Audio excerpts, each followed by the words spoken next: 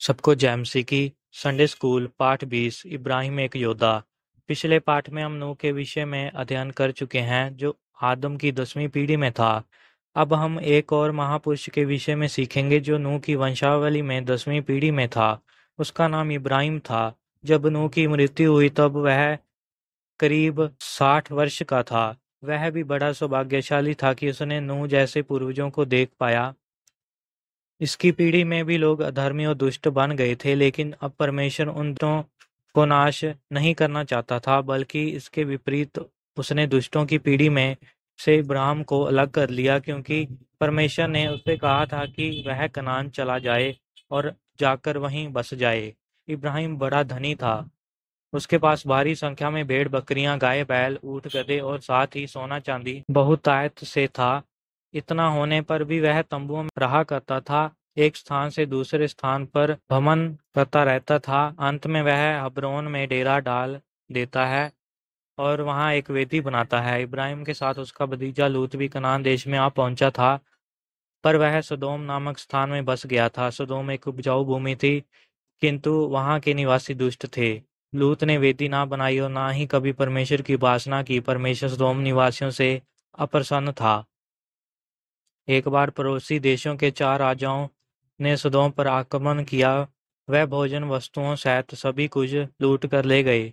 इब्राहिम का भतीजा लूत वहीं सदोम में रहता था, तो वह भी लूट लिया गया। वह उसे बंदी बनाकर साथ ले गए।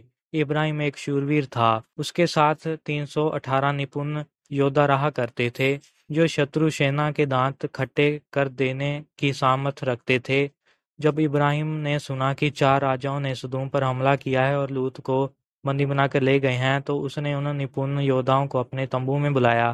फिर उन्होंने उन राज्यों का पीछा किया।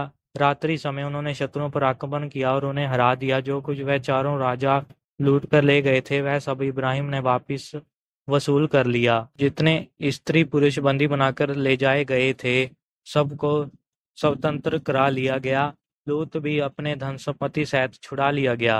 सदोम के राजा ने जब सुना कि इब्राहिम ने चारों राज्यों को हरा दिया है और सभी बंदी छुड़ा लिए गए हैं, तो वह अब्राम से भेंट करने आया। उसने अब्राम से कहा, लोगों को तो तू छुड़ा, लोगों को तू मुझे दे और संपत्ति अपने लिए रख ले। उत्पत्ति 14 की 21। वह उन 318 लोगों को जो निपुण थे लेना चाहता था। इब्राहिम ने इनकार कर दिया कि वह लूट का हिस्सा ना लेगा। मलकी सिद्दीक जो शालेम का राजा था, इब्राहिम के लिए रोटी और दाखमधु लाया। वह परम प्रधान परमेश्वर का याजक था। उसने परमेश्वर के नाम में इब्राहिम को आशीष दी। इब्रानियां 7 की 1 से 11। उदाहरण उत्पत्ति 13 की 1 से 4, 14 की 1 से 24 याद करने के लिए पद उत्पत्ति 15 का 1। यहोवा का यह वचन दर्शन में अब्राम के पास पहुंचा, अब्राम मत डर, मैं तेरी ढाल हूँ, तेरा प्रतिफल अति महान होगा। परमेश्वर इन वचनों के द्वारा सबको आशीष दे। आमीन।